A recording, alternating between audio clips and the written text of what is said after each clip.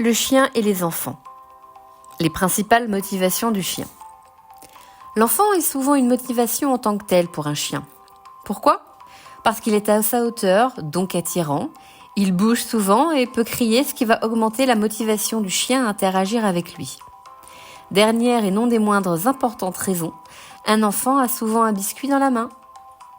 Pour le chien, les enfants sont de 3 sortes différentes. Il y a l'enfant avec qui il vit au quotidien, il y a les autres enfants connus et les enfants inconnus. L'enfant de la maison a souvent plus de pouvoir et d'influence sur le comportement de son chien que ses parents. L'enfant est associé au jeu, il y a donc de l'échange, de la complicité et de la confiance. Les tips de truffinade ? Ne laissez pas votre enfant sans surveillance dans la même pièce que votre chien. Le chien qui grignote son os et qui finit par mordre l'enfant parce que ce dernier s'est trop approché de lui relève de la responsabilité de l'adulte et non du chien. L'enfant a tout autant le droit d'être curieux que le chien de ronger son os tranquillement. C'est à l'adulte que revient le devoir de permettre à tous de satisfaire ses besoins fondamentaux dans de bonnes conditions.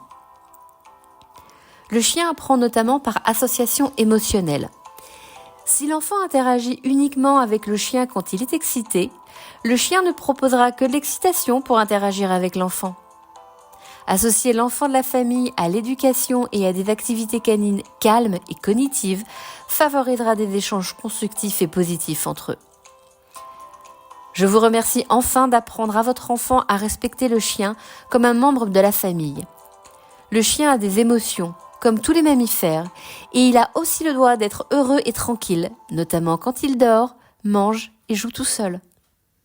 Et pour un coaching personnalisé, notamment sur les interactions du chien avec les enfants, contactez-moi. Avec Truffinade, vous allez être fier de votre chien. À bientôt.